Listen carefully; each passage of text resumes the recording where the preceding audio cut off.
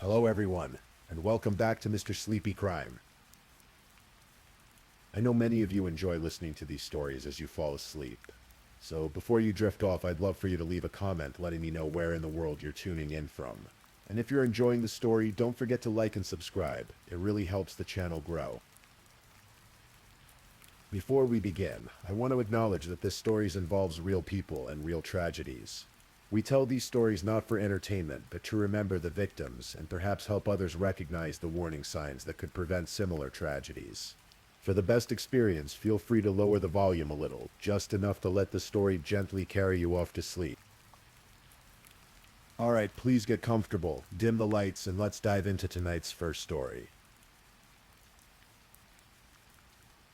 Tonight we're going to talk about a case that took 7 long years to solve. A case about a woman who loved her family, a husband who lived a double life, and the unexpected sisterhood of women who helped bring the truth to light. This is the story of Stacy Feldman. So, as we settle in, let me tell you what happened. Stacy Feldman grew up as the youngest of 3 sisters in Muncie, Indiana. She was the kind of person people remembered, bright, energetic.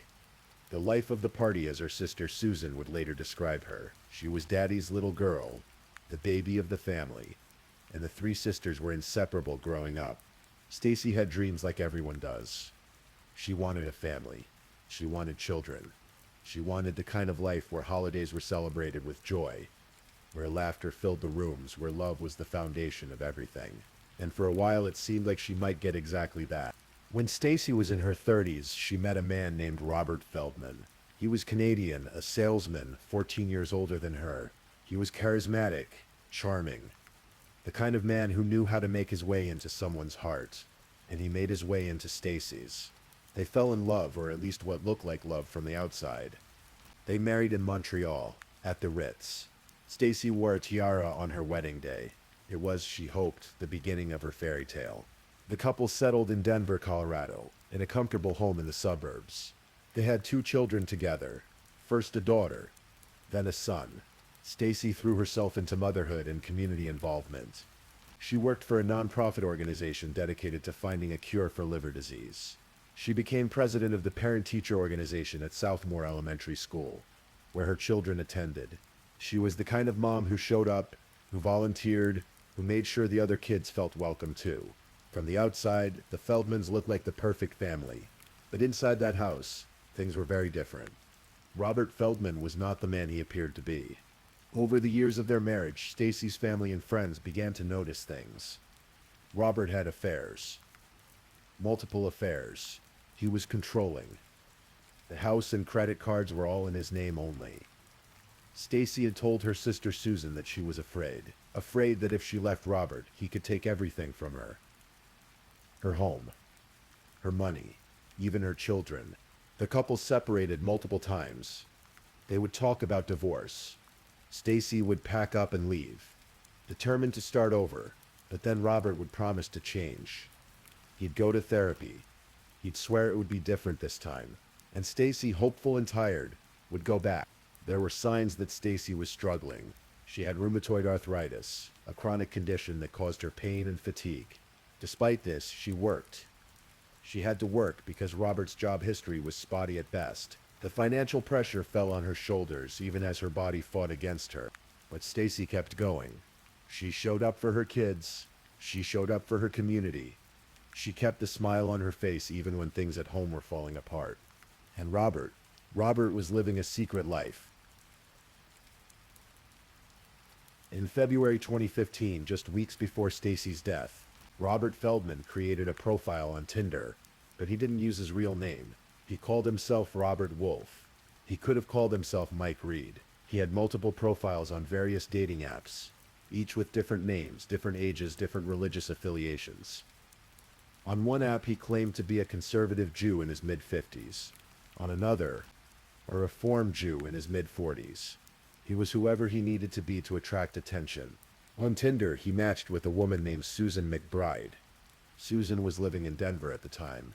She was single, navigating the world of online dating like so many people do. When she matched with the man calling himself Robert Wolf, he seemed nice enough. They exchanged messages, playful messages. Nothing too serious at first. Guess who? Just a little leg to tease you, Susan. Messaged at one point, sending a photo of fuzzy slippers in her ankle. Robert replied quickly. So are those legs? Can I see more? Just how risque do you think I am? Susan wrote back. I need to meet you first. Toes would be a good next step. I agree, we should meet. Robert responded. When can I see your toes? They decided to meet for coffee on February 23rd, 2015, at a Starbucks. Susan remembered the meeting clearly later. It was easy. Friendly. There was no awkward silence, no uncomfortable pauses. After the date, she remembered thinking to herself, this is a nice guy. Robert had told Susan that he was separated from his wife. He said his wife was an absentee mother, barely involved in their children's lives. He painted a picture of a marriage that had ended long ago, of a man just waiting for the paperwork to be finalized. Susan believed him. A few days later, Susan invited Robert over for dinner at her apartment. The evening went well. They talked, they laughed. And yes, they had sex.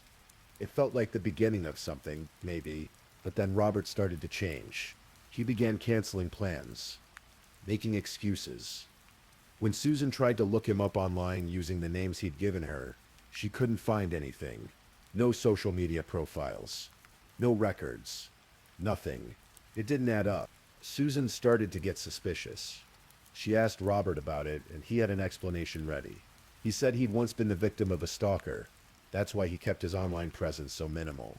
He convinced her to give him another chance. He reminded her that he was separated, that he just needed privacy for his safety. So Susan decided to do her own research. She searched online and eventually found something. She found a woman named Stacy Feldman listed as the president of the PTO at Southmore Elementary School. The more Susan dug, the more she realized. Robert wasn't separated at all. He was married, very much married, and his wife wasn't an absentee mother. She was active, involved, present in their children's lives. Susan felt sick. She'd been lied to, used. And Stacy, this woman she'd never met, deserved to know the truth. On the morning of March 1st, 2015, Susan McBride sent an email to Stacy Feldman. It was a Sunday. For the Feldman family, it started like any other Sunday. Stacy woke up. The family had breakfast together. Their daughter, who was 9 years old at the time, would later remember that morning clearly. She said her mother seemed happy, normal. There was talking, nothing seemed unusual. It was just another morning. At 8:30 that morning, Robert took the children to Temple Sinai for religious school. It was the Jewish holiday of Purim, and there was going to be a carnival later that day. The kids were excited. Stacy was supposed to pick them up at noon and take them to the carnival. But that morning, before the house went quiet, Stacy checked her email. There was a message from Susan McBride. Stacy read it. And then she called Susan. Susan McBride answered the phone. Probably nervous. Probably unsure of what kind of reaction she'd get. But Stacy surprised her. She was kind. She was sweet. She wasn't angry. Not at Susan anyway. I'm so sorry he did that to you, Stacy told Susan. She confirmed that she and Robert were not separated. She told Susan that Robert had cheated on her before, multiple times. This wasn't new, but this time Stacy said something different. I'm done with him, Stacy said. The phone call lasted just a few minutes. It happened around 8:45 in the morning. When they hung up, Susan probably felt relieved that Stacy had taken it so well. And Stacy probably felt a weight lift off her shoulders. Done. Finally done. At 10 hours in that morning, Stacy sent a text message to a friend. She was alive going about her day, but noon came and went. And Stacy never showed up at the temple to pick up her children. The school administrators waited. They tried calling. No answer. The children waited with the teacher, confused about where their mother was. Finally, at 1:00 in the afternoon, Robert Feldman arrived to pick them up. He took the children to the carnival. The daughter had won prizes and couldn't wait to show her mother. They spent time at the carnival, and then Robert drove them home. When they walked into the house, the daughter started to go upstairs, excited to show her mother what she'd won. But Robert called her back. Go back downstairs and put your coat away, he told her. And then, from the balcony, Robert screamed, "There's an emergency! Go to the neighbor's house!" Sad, the children ran to the neighbors, frightened and confused. Robert Feldman called 911.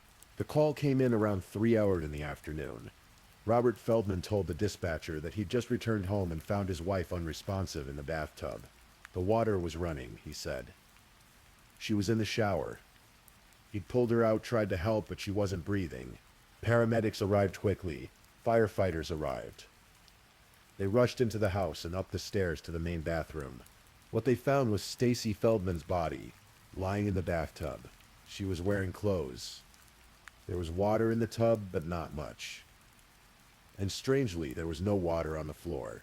If someone had just pulled a body out of a running shower, you'd expect water everywhere. But the floor was dry.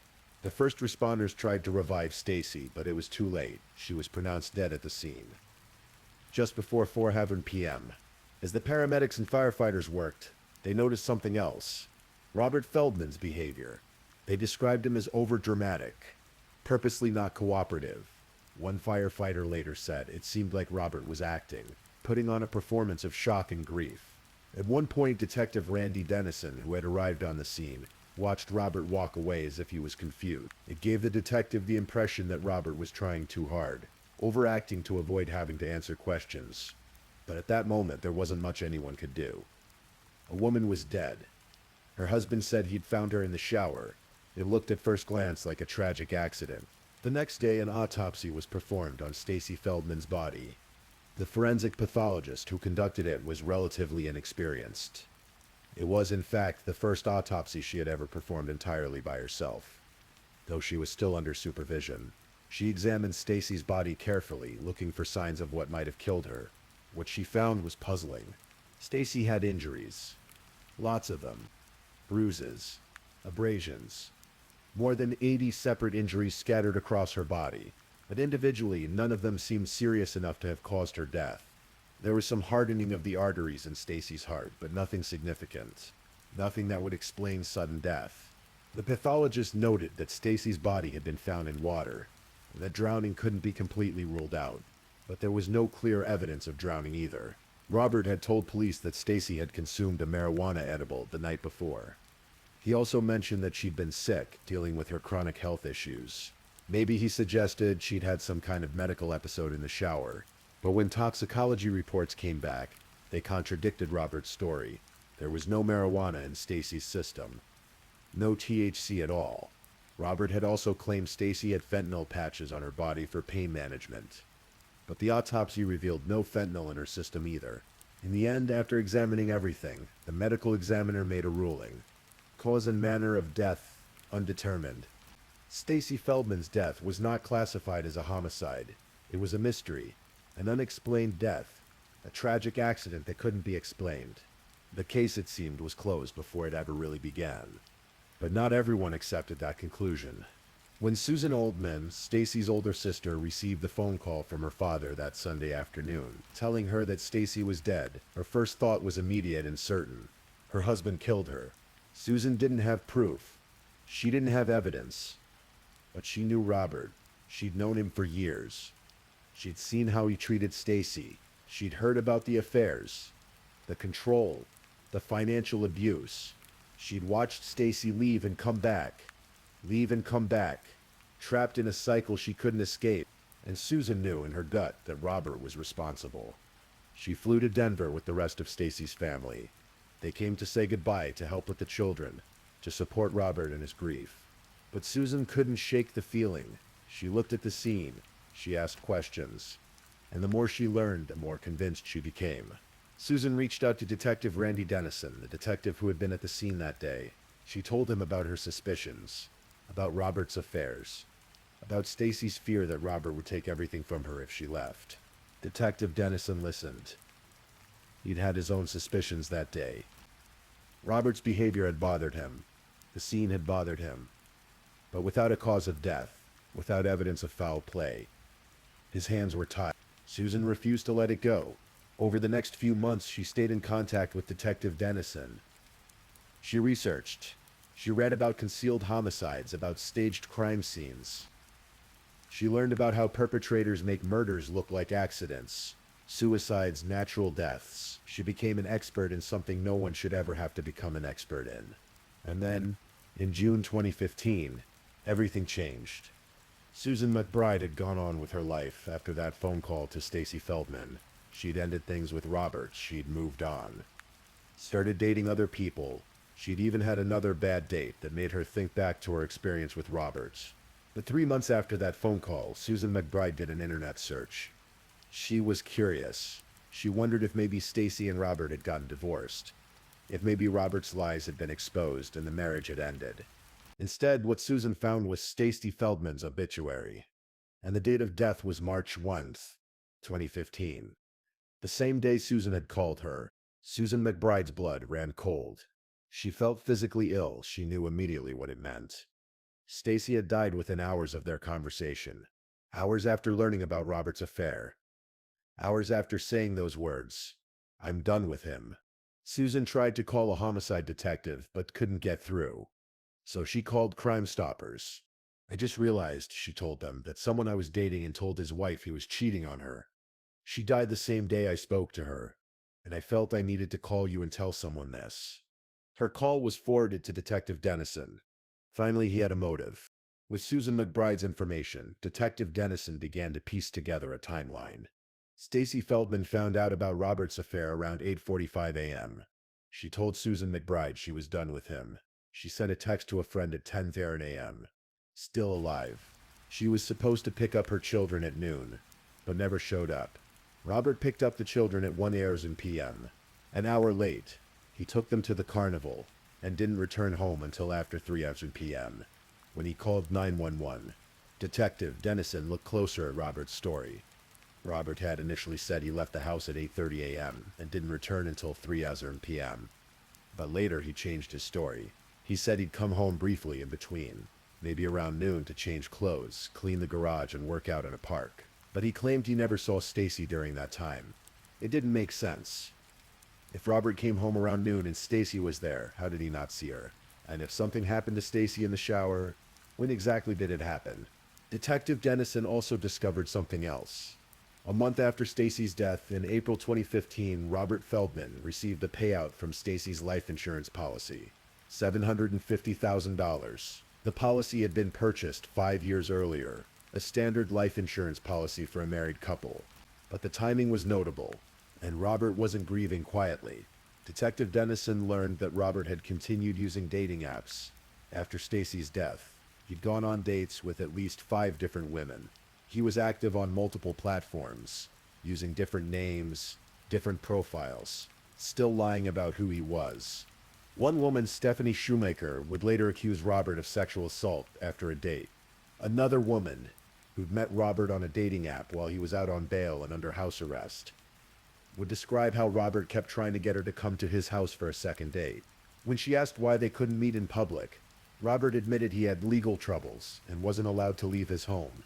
But despite all these red flags, despite the timeline, despite Susan McBride's testimony, the investigation was stalled. The medical examiner's report said cause of death, undetermined. Without a clear cause of death, prosecutors couldn't bring murder charges. Susan Altman refused to give up. Susan Altman spent years searching for answers. She educated herself on strangulation, on domestic violence, on how killers cover their tracks. She reached out to organizations, to experts, to anyone who might be able to help. In 2017, she connected with the Training Institute on Strangulation Prevention. This organization specializes in identifying concealed homicides and training law enforcement to recognize when a death that looks like an accident is actually murder. Through the institute, Susan was introduced to Dr. Bill Smock. Dr. Smock was a forensic pathologist, an emergency room doctor with extensive experience. He testified in thousands of cases, including high-profile ones like the Breonna Taylor case in Louisville and the George Floyd case in Minneapolis. He specialized in strangulation and in-custody deaths. He knew what to look for. Susan Altman and Detective Dennison sent Dr. Smock everything they had, autopsy reports, photographs of Stacy's body, photographs of the scene, toxicology reports. Dr. Smock spent months reviewing the materials, and when he finished, he came to a conclusion that the Denver Medical Examiner's Office had missed. Stacy Feldman was murdered. Dr. Smock identified injuries that told a story. Stacy had more than 80 bruises and abrasions on her body. She had petechia, tiny hemorrhages in her eyes that are a classic sign of strangulation. She had bruising and trauma around her mouth and nose, including a chipped tooth suggesting that someone had pressed hard against her face to smother her. The injuries indicated that someone had held Stacy down. Dr. Smock believed the attacker had pinned her upper arms with their knees, holding her in place while they pressed against her nose and mouth, suffocating her. There was also evidence that Stacy had been dressed when the attack occurred. There were imprints of clothing pressed into her skin, created by the pressure of being held down, and there was no bruising around the imprint of a fallen metal shelf that her body had been lying on in the shower, which meant Stacy was already dead when she came into contact with it. The scene, Dr. Smock concluded, had been staged. Stacy Feldman had been strangled and suffocated. Then her body had been undressed, placed in the shower, and the water turned on to make it look like an accidental drowning or slip. With Dr. Smock's report, the Denver District Attorney finally had enough evidence to move forward. On February 14, 2018, nearly 3 years after Stacy's death, Robert Feldman was arrested and charged with first-degree murder. He pleaded not guilty. The case made headlines. A Denver man accused of killing his wife hours after she discovered his affair. A wife who'd been failed by an initial investigation, whose death had been dismissed as undetermined. A sister who wouldn't give up. Robert was held in jail, initially, but after a preliminary hearing, a judge ruled that the prosecution hadn't met the standard for holding him without bail. Robert was released on a $1 million bond and placed under house arrest with an ankle monitor. For years, while the case slowly made its way through the courts, Robert Feldman lived at home. He went on bike rides around Denver, posting the routes online despite being on house arrest. He continued to try to date women, inviting them over to his house when he couldn't leave. The trial was delayed again and again, first because of legal challenges, then because of the COVID-19 pandemic. The doctor who had performed Stacy's original autopsy now lived in California and refused to travel to Denver during the pandemic to testify. Susan Altman waited. Stacy's children waited. Justice waited. Finally, in April 2022, 7 years after Stacy's death, the trial began. The trial lasted 9 days. The prosecution presented their case methodically.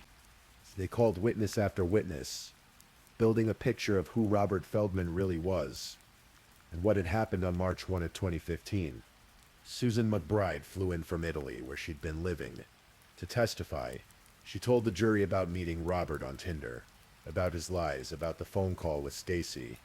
She described how kind Stacy had been, how she'd apologized to Susan for Robert's behavior, how Stacy had said, "I'm done with him." Stacy's sister, Susan Altman, testified about the years of affairs, the control, the financial abuse, about how Stacy had been afraid to leave. Friends testified about Stacy's involvement in the community, her love for her children, her health struggles. The 911 operator who took Robert's call testified. Detective Dennison testified about Robert's strange behavior at the scene, about the inconsistencies in his story, and Dr. Bill Smock testified. He brought a dummy to court and demonstrated, graphically, how he believed Stacy had been attacked, how someone had pinned her down, held her arms with their knees, pressed against her face until she stopped breathing, how her more than 80 injuries told the story of a violent struggle, not an accidental fall. The prosecution presented evidence that Robert's story kept changing. He'd lied about Stacy consuming marijuana, that he'd collected $750,000 in life insurance money, that he'd continued having affairs, lying to women, even attempting to sexually assault one of them.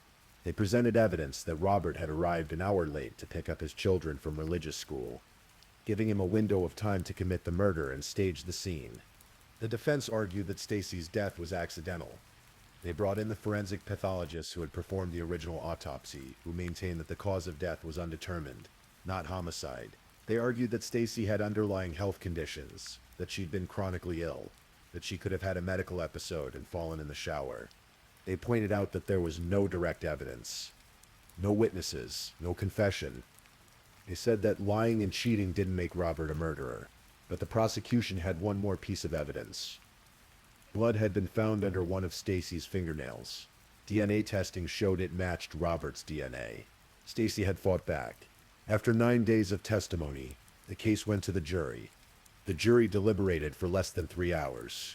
On April 19th, 2022, they returned to the courtroom with their verdict. Guilty.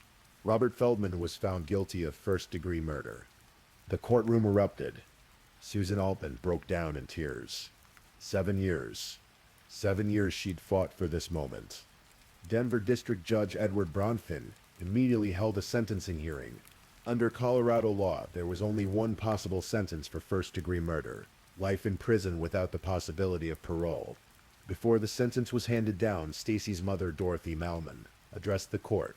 "This is all because you couldn't keep your pants zipped and agree to the divorce Stacy wanted," she said, looking at Robert. "You are evil." Susan Altman also spoke. "I have been fighting for this for 7 years. Because my sister deserves to rest in peace," she said.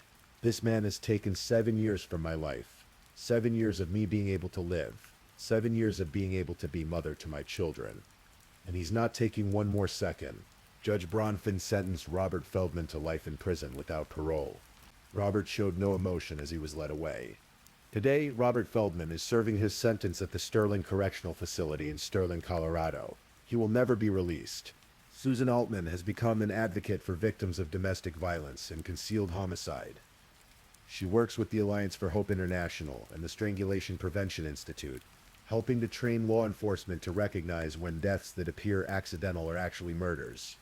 The case has been featured on Datline NBC in an episode called The Sisterhood, highlighting the women who came together to bring Stacy justice: Susan McBride, Susan Altman, Stacy's friends, even Stephanie Shoemaker, the woman Robert assaulted, who had the courage to testify. Stacy's children are being raised by family members. Away from their father, they've lost both parents. One to murder, one to prison. Stacy Feldman is remembered as a loving mother, a dedicated volunteer, a woman who gave everything to her community and her family. She's remembered by her sisters, by her friends, by everyone whose life she touched.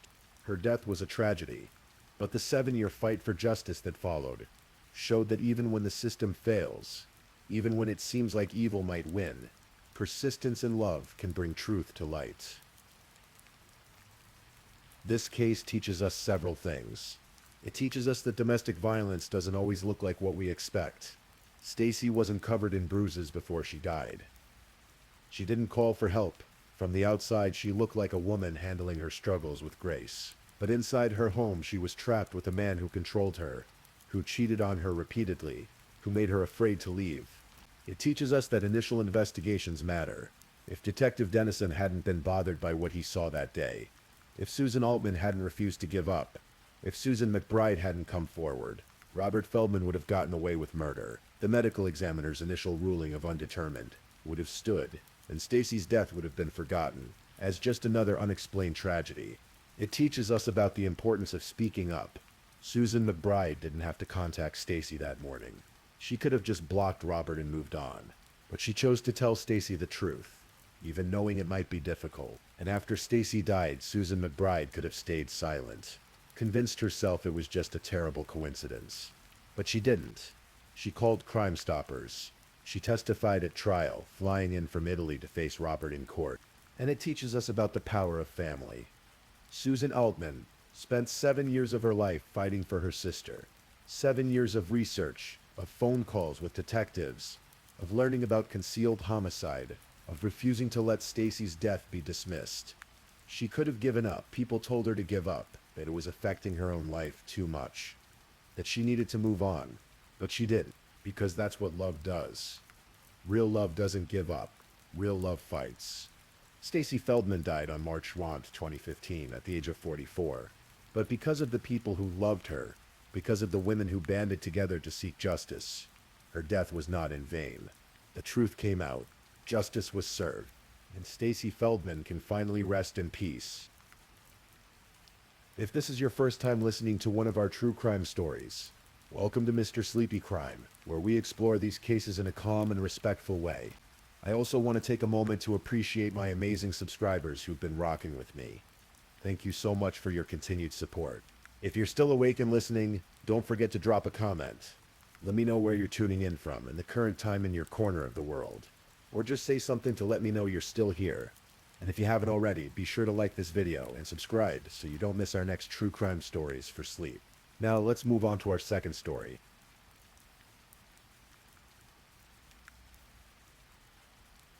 Story 2. In the small Oklahoma town of Duncan, where everyone knows everyone. And Sunday mornings are quiet save for the church bells. There was a family that seemed to embody the American dream. The Urbys were fixtures in their community. Respected, admired, and by all accounts genuinely kind, John Irby had ink in his veins, continuing his family's newspaper legacy. His father before him had been a publisher, and John followed that path with dedication and pride. He worked at the Marlowe Review, a weekly paper with modest circulation but deep roots in the community. John's wife, Joy, though everyone called her Tinker, worked alongside him at the paper. They were partners in every sense of the word. Together they had 2 children, Catherine, a bright 17-year-old junior at Duncan High School, and Alan, their 19-year-old son, who had just started his freshman year at the University of Oklahoma, majoring in political science. From the outside, their home on Bentry Street looked like something from a magazine. It sat in one of the wealthiest neighborhoods in Duncan, the stately house that spoke of success earned through hard work and dedication. The Herbys were the kind of neighbors who would help jumpstart your car on a cold morning or help you search for a lost pet. They were woven into the fabric of their community, attending local events, supporting their children's activities, and maintaining their small-town newspaper with the understanding that local journalism mattered. But inside that picture-perfect home, something had gone terribly wrong with their eldest child.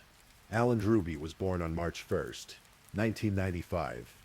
He grew up with every advantage: private schools, extracurricular activities, a stable and loving home. His parents encouraged his interests and supported his ambitions. By all accounts, he should have been thriving. Instead, Alan developed an obsession that would ultimately destroy everything. He wasn't obsessed with drugs or alcohol or any of the typical pitfalls that ensnare young people. Alan Ruby was obsessed with appearing wealthy. Not being wealthy, appearing wealthy. There's a crucial difference. One that would prove fatal. Alan attended Duncan High School, where he was an average student academically. But what set him apart wasn't his grades or his athletic prowess or even his charm. It was his materialism. Friends and classmates noticed early on that Alan had a fixation on expensive things. He wore designer clothes, flaunted luxury items, and made sure everyone knew about his family's money, or what he claimed was his money. On his Facebook page, Alan described himself as an up-and-comer from Oklahoma, striving for the best life has to offer. He posted photos of himself in expensive locations, tagged his pictures with the word expensive, and cultivated an image of affluence and sophistication. He talked about becoming a plastic surgeon after college, about being a male model, about all the grand things his future held. He mocked people who ate instant noodles, as if financial struggle was beneath contempt rather than a reality most college students face. But here's what Alan didn't advertise on social media. None of it was real. The money wasn't his. The lifestyle wasn't sustainable, and his parents, John and Tinker, were growing increasingly concerned about their son's spending habits, and his apparent inability to understand the value of money or the importance of living within one's means. In February of 2014, Alan wrote something revealing on an online blog. He described himself as a shopaholic and said, quite explicitly, being a shopaholic is not a bad thing. He went on to detail the rush he got from spending money. There is no bigger rush than getting to the register at a store and swiping your credit card, and in that moment you are waiting for the screen to say approved. You start to get heart palpitations and you get a rush of adrenaline. By the time she is handing your stuff to you, you are so high on adrenaline, the $15,000 total does not even faze you until you've gotten home and see the receipts. $15,000 in a single shopping trip for a 19-year-old college freshman. And according to Alan, the amounts didn't even register until later. This wasn't casual spending. This was something else entirely, a compulsion, an addiction, a need that went beyond wanting nice things and entered the realm of genuine psychological dependency. But where was this money coming from? Alan wasn't working. He wasn't running a successful business. The money came from his parents, who had worked hard their entire lives to build their newspaper business and provide for their family. And increasingly, John and Tinker were saying no. Then came the trip to Europe in the summer of 2013. Alan desperately wanted to travel overseas, to experience Paris and London and Rome, to post photos of himself living what he considered the good life. There was just one problem. His parents had cut him off financially. They were trying to teach him responsibility, trying to help him understand that money doesn't appear magically and that actions have consequences. Alan's solution was both simple and devastating. He opened a credit card account in his grandmother's name, his paternal grandmother, Janice Ruby. He used her information, her social security number, her identity, all without her knowledge or permission, and then he flew to Europe. For a month, Alan lived it up overseas. He posted pictures from London, from the streets of Paris, from ancient sites in Rome. He stayed in nice hotels, ate at expensive restaurants, bought luxury items. When he returned to the United States in August 2013, he had racked up nearly $5,000 in charges on his grandmother's stolen credit card. John H. Ruby discovered what his son had done. And here's where you can see the character of the man who would later be murdered by his own child. John reported his son to the police. He didn't cover it up. He didn't make excuses. He believed in accountability and consequences, even when it meant his own son would face legal trouble. Alan was arrested and charged with credit card fraud, a felony. In January of 2014, he pleaded guilty. Because he was young and had no prior criminal record, he was placed in a delayed sentencing program for young offenders, essentially a second chance. He was ordered to undergo drug and alcohol awareness counseling, to pay restitution, and to stay out of trouble. He was placed on probation, but Alan didn't learn his lesson. If anything, his resentment grew. He was attending the University of Oklahoma now, living in the dorms in Norman, about an hour north of Duncan, and he was still spending money he didn't have. He wore a Rolex watch. He had Louis Vuitton shoes. He flew first class when he traveled. His roommates and friends at OU noticed his spending habits. Some found it impressive. Others found it concerning. One friend later said Alan belonged to Shoppers Anonymous, a support group for people with compulsive shopping addictions. Another described him as very, very lavish, noting that it was characteristic of him to just go out and buy things on a whim. But there was a darker side to Alan that most people didn't see.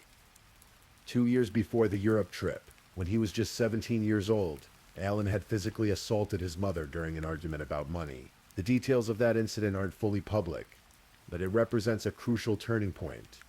The moment when financial frustration turned into physical violence against the people who loved him most. By the fall of 2014, Alan's financial situation had become dire. He was on probation for defrauding his grandmother. His parents had firmly cut him off from any more money, and somehow, despite having no visible means of support, he had managed to accumulate $3,000 in debt to a loan shark. In a college town, at 19 years old, the pressure was mounting, and Alan needed money desperately. October 2014 arrived with the promise of one of the biggest events in Oklahoma college football. The annual OU versus Texas game, played in Dallas every year during the Texas State Fair. For OU students, this wasn't just a game, it was an experience, a tradition, a weekend of parties and celebration. Alan wanted to go. He wanted to stay in a nice hotel, to be seen at all the right places, to maintain his carefully constructed image of wealth and success. He asked his parents for money. They said no. They had said no. They had said no many times before, but this time would be different. This time, Alan had already decided what he was going to do. The plan was cold and calculated. Alan knew that if his parents were dead, he would inherit their estate. He was the oldest child. Under Oklahoma law, if something happened to his parents, their assets would pass to their children. If he eliminated his entire family, he would be the sole heir. The money would be his. All his debts would disappear. He could continue living the life he felt entitled to without anyone telling him no, without anyone questioning his spending, without anyone standing between him and the lifestyle he craved. On Thursday, October 9th, 2014, Alan Ruby came home to Duncan from his dorm in Norman.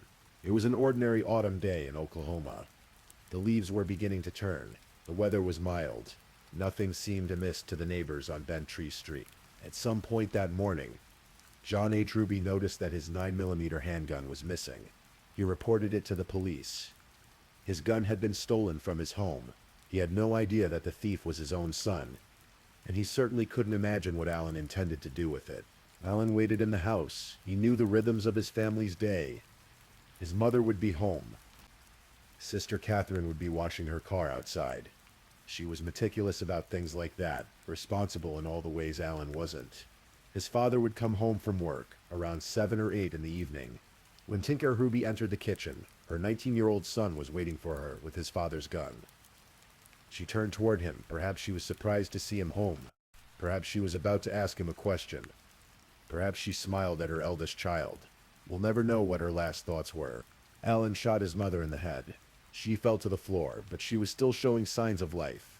In his later confession to police, Alan said he fired a second shot into her. His mother, the woman who had given birth to him, who had worked alongside his father to provide for the family, who had tried to teach him right from wrong, died on her kitchen floor at her son's hand. Catherine had been outside washing her car. She was 17, a junior in high school, with her whole life ahead of her. When she came into the kitchen, she encountered a scene from a nightmare. Her mother dead or dying on the floor, and her brother with a gun. Alan shot Catherine once. He told investigators later that he believed she died instantly.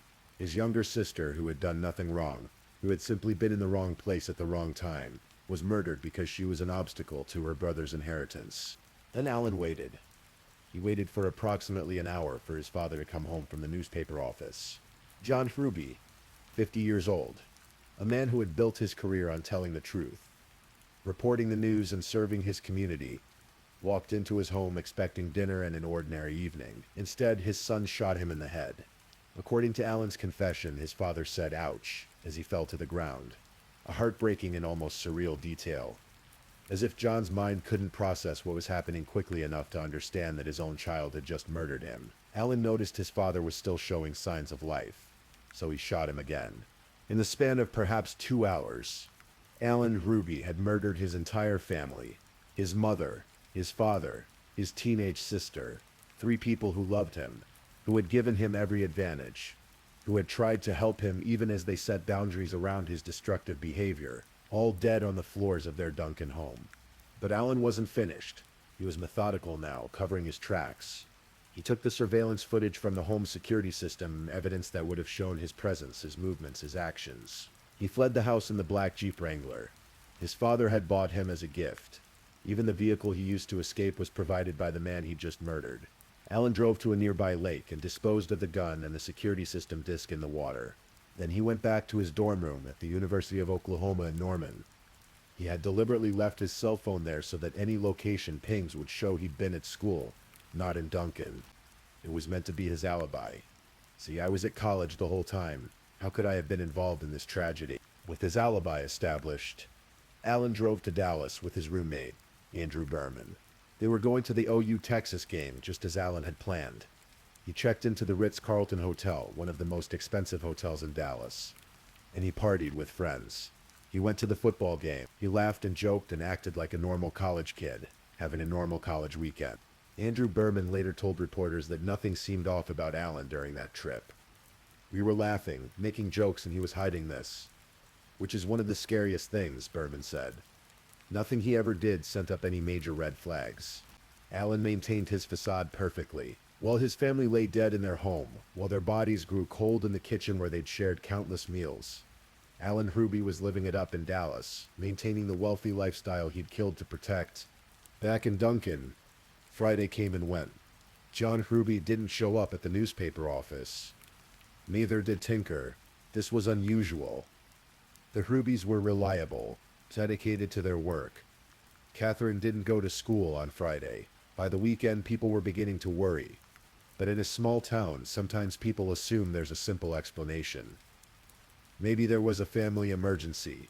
Maybe someone was sick. Nobody wanted to think the worst. Monday morning, October 13th, the Ruby family's housekeeper arrived for work. She had worked for the family for years, knew them well, cared about them. She let herself into the house on Bantry Street, and what she found would haunt her forever.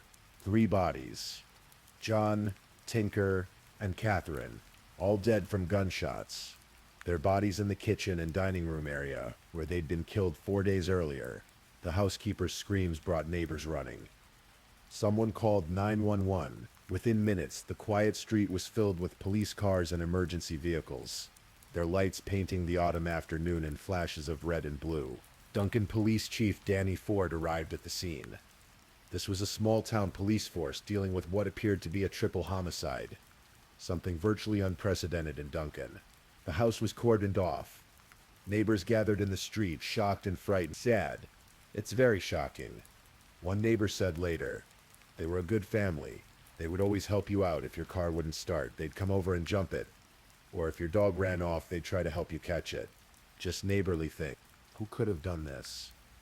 The initial thought was robbery gone wrong. Perhaps someone had broken into the home of this wealthy family. Perhaps the situation had escalated.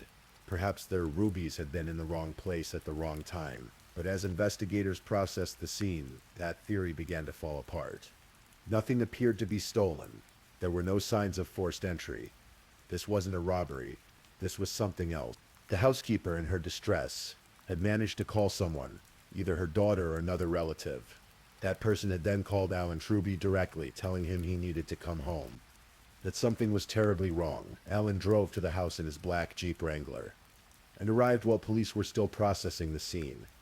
He appeared distraught, hyperventilating, railing at the news of his family's deaths. To the casual observer, he seemed like a young man in shock.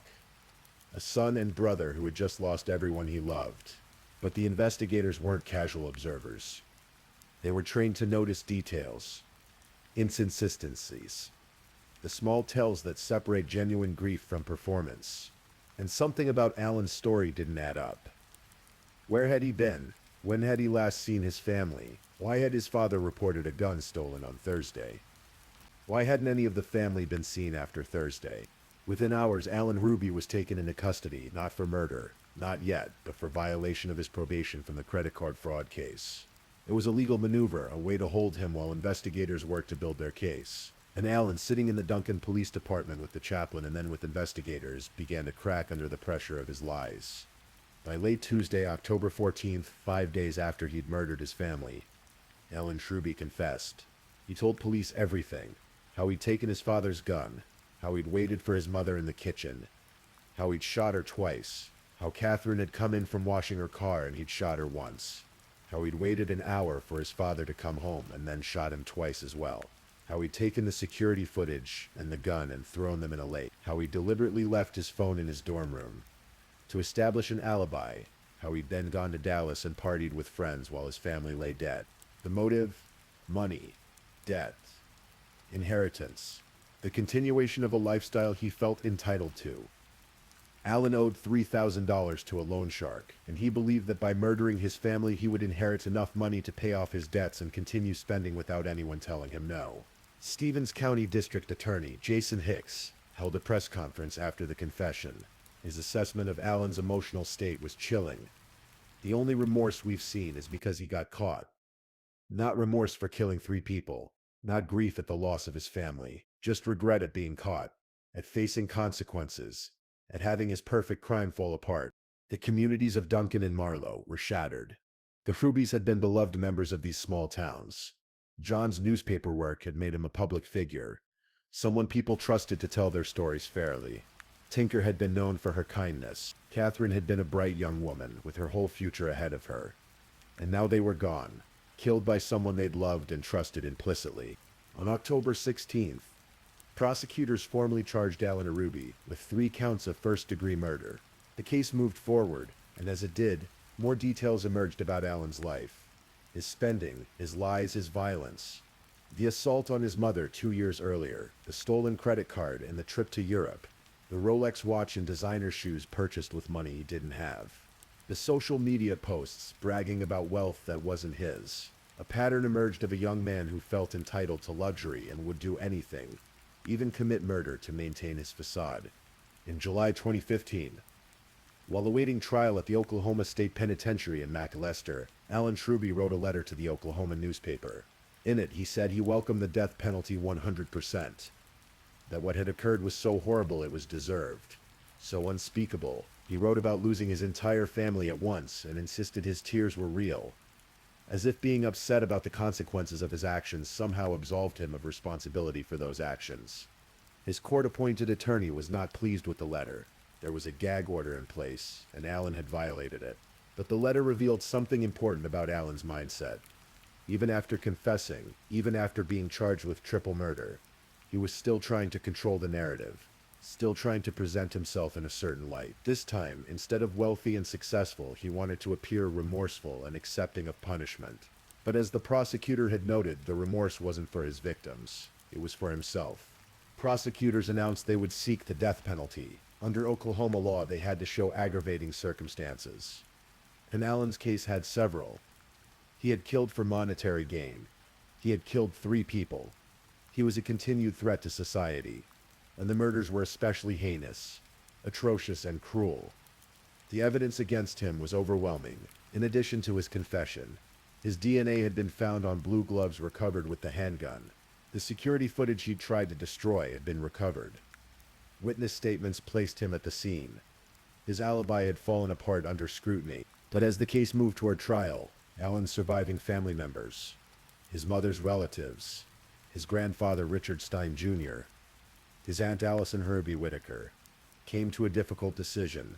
They didn't want years of trials and appeals. They didn't want to relive the murders over and over in courtrooms. They didn't want the possibility of Allen eventually profiting from his crimes through book or movie deals. They wanted closure, and they wanted it now. On March 10th, 2016, Allen Hertry made a surprise appearance in Stevens County District Court before District Judge Ken Graham. He was there to accept a plea deal. In exchange for avoiding the death penalty, Allen would plead guilty to 3 counts of first-degree murder and accept 3 consecutive life sentences without the possibility of parole. He would waive his rights to appeal. He would agree to have no contact with his family members or with the media. He would agree not to profit in any way from the murders. District Attorney Jason Hicks agreed to the deal at the request of the victims' family members, though he personally still believed the death penalty was appropriate. They came to me last week and told me they did not want to go to trial and didn't want the stress of trial, Hicks explained. The family wanted swift justice and the certainty that Allen would never be free again. In court that day, Allen Ruby wept and trembled as he described the murders, in his own words, speaking in a low voice about shooting his mother, his sister, his father. It was the first time many people had heard directly from him about what he'd done. The courtroom was packed with family members, community members, reporters. The weight of what had happened hung heavy in the air. When it came time for victim impact statements, the family's pain and anger were palpable. Richard Stein Jr., Allen's grandfather, said simply, "My only comment to the boy is may God have mercy on your soul." Allison Ruby Whitaker, John's sister and Allen's aunt, had written a statement that prosecutors read aloud. "I have known the killer since he was born and spent many holidays and vacation time as family over the years. The killer was part of our family, but no more. He has destroyed that family by his evil and insidious acts. If there were ever a definition of evil, it would be the killer who took our family. I want him never to hurt another soul or to ever see him again." The family members refused to speak directly to Allen. Most wouldn't even look at him. He had ceased to be family to them. He was simply the killer, a monster who had worn a familiar face. Judge Graham accepted the plea deal and sentenced Allen Ruby to 3 consecutive life sentences without the possibility of parole. He will never be out of prison again, District Attorney Hicks confirmed at a press conference following the hearing. Allen Ruby is currently incarcerated at the R.B. Dickett Connor Correctional Center in Hominy, Oklahoma. He will spend every remaining day of his life in prison. He will never attend another football game. He will never shop at luxury stores. He will never travel to Europe or stay at the Ritz-Carlton. He will never graduate from college or become a plastic surgeon. All the things he killed for the money, the lifestyle, the appearance of wealth are forever out of his reach. But perhaps the most fitting punishment is the one his family imposed. He is forgotten by those who loved him. His name is not spoken with affection. He is not mourned or missed. He simply exists. A cautionary tale about entitlement and greed, about the difference between wanting and needing, about the catastrophic consequences of valuing things over people. In Duncan and Marlowe, people still remember the Rubys, not Allen, but John, Tinker, and Catherine. They remember John's dedication to journalism and community service. They remember Tinker's kindness in her partnership with her husband. They remember Catherine's youth and promise, a life cut short before it truly began. The Marlowe Review continued publishing after John's death, carrying on the work he'd loved. The community came together to support each other, to process their grief and shock, to try to understand how something so unthinkable could happen in their quiet corner of Oklahoma. There's an old saying, the love of money is the root of all evil. Alan Fruby's story proves it. Not money itself, but the love of money, the worship of materialism, the belief that possessions and appearances matter more than human life, more than family, more than love itself. 3 people died because a 19-year-old boy couldn't face the word no. 3 people died because someone valued a Rolex watch and a hotel room, and a shopping addiction, more than he valued his mother's life, his father's life, his sister's life. 3 people died because someone believed he was entitled to a lifestyle he hadn't earned, and would do anything, even commit murder to maintain the illusion of wealth. The house on Bentry Street still stands, though the Fruby family will never gather there again for Sunday dinners or holiday celebrations. The stately home in Duncan's wealthiest neighborhood holds the echoes of 3 murders, 3 lives ended by someone who should have protected them, someone who was supposed to love them. And Alan Ruby sits in prison, living with what he's done, living with the knowledge that he threw away, not just 3 lives, but his own life as well. For what? For money he never inherited. Because Oklahoma has a Slayer statute, a law that prevents killers from profiting from their victims' estates. For a weekend in Dallas that he can never repeat. For a lifestyle that was always built on lies and other people's money. In the end, Alan Ruby got exactly what he wanted, to be the sole survivor of his family, to be someone people talk about and remember, but not in the way he imagined. He's not remembered as wealthy or successful or impressive. He's remembered as the ultimate cautionary tale, the boy who had everything and destroyed it all because he wanted more. The case of Alan Fruby reminds us that the most dangerous monsters aren't strangers lurking in dark alleys. Sometimes they're the people we trust most, the people who sit across from us at the dinner table, the people who smile for family photos while harboring darkness inside. Sometimes evil wears a familiar face and uses words like "I love you" while planning unspeakable acts. On that October day in 2014, when autumn leaves were falling and the world seemed peaceful, 3 good people lost their lives to senseless greed. John Herby, who believed in accountability and community service. Tinker Herby, who worked alongside her husband and supported her family. Catherine Herby, a 17-year-old girl whose future was stolen before she could live it. They deserved better. They deserved to grow old together, to see Catherine graduate and build her own life, to enjoy the fruits of their labor. Instead, they became victims of the person they loved most, the person they had given everything to, the person who valued things more than people. And so the story ends where it began, in the quiet town of Duncan, Oklahoma, where everyone knows everyone, where Sunday mornings are peaceful, and where 3 gravestones stand as permanent reminders that love and trust can be betrayed in the most horrific ways imaginable, all for the price of a shopping addiction and a weekend in Dallas. Please, if you're still awake, drop a candle. I want to see who's still with me. Also, don't forget to tell me where you're listening from, the time in your corner of the world, and maybe share one thing you've learned from tonight's stories. Meanwhile, let's move on to our 3rd story. Story 3. Tonight we're going to talk about a case that's difficult to hear, but important to remember. It's a story about a young woman whose light was taken from the world far too soon. A story about digital footprints, unanswered warnings, and a predator who hid in plain sight. This is the story of Ellen Ellie Wake. In the summer of 2018, Westchester, Ohio was like any other suburban township outside Cincinnati. Tree-lined streets, well-kept lawns, families going about their daily lives, and in the midst of all this normalcy lived a 23-year-old woman who stood out from the crowd in the most beautiful way. Ellen Wake, though everyone who knew her called her Ellie, was what her friends described as a free spirit. Born in 1995, she was a child of the 90s who seemed to belong to a different era entirely. Her friends called her a flower child, a hippie born in the wrong decade. She wore tie-dye and neon yellow lipstick.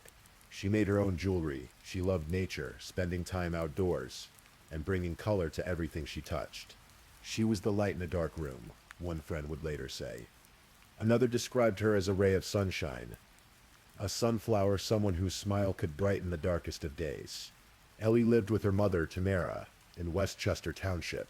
She had a father, David, a stepmother, Christy, and a sister, Laura, who was close to her.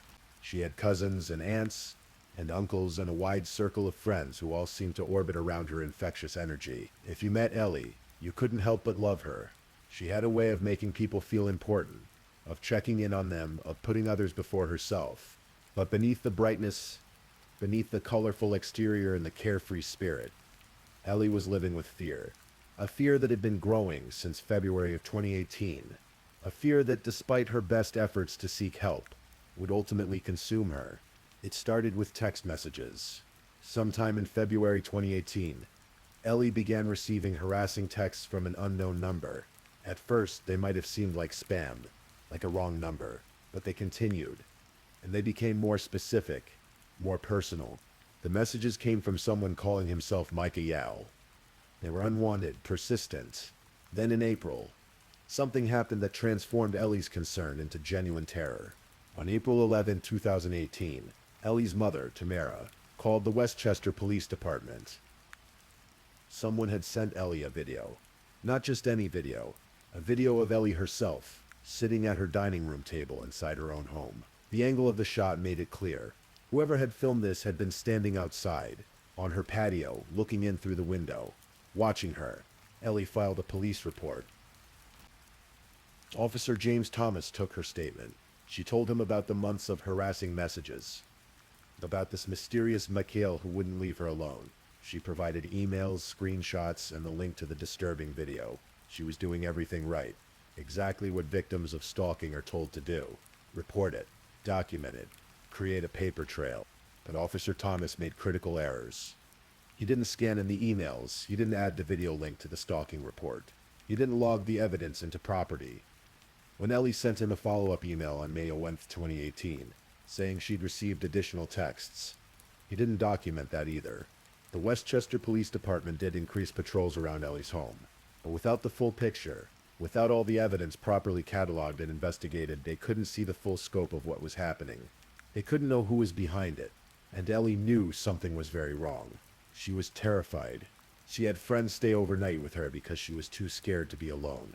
Her friends watched her anxiety grow with each passing week. They saw her look over her shoulder, check her phone with dread, wonder who was watching her. But here's what nobody knew at the time. The person watching Ellie wasn't some stranger from the internet. He wasn't even far away. The man terrorizing Ellie Wake lived less than a quarter mile from where her body would eventually be found, on Bluffs Drive in Liberty Township. His name was Michael Strauss, and he'd been obsessed with Ellie for much longer than anyone realized. Michael Strauss was 29 years old in the summer of 2018. To outward appearances, he seemed like an ordinary man living an ordinary life in suburban Ohio. But beneath that surface lurked something dark, something twisted, something that had been building toward violence for a long time. Investigators would later discover that Strauss's obsession with Ellie hadn't started in February 2018. According to police records, he had been stalking her since February 1, 2017, more than a year and a half before her death. He used multiple aliases, multiple phone numbers, spoofed texting apps that masked his real identity. He posed as different people, trying to get close to her, trying to insert himself into her life. At one point, he even posed as her friend Nate.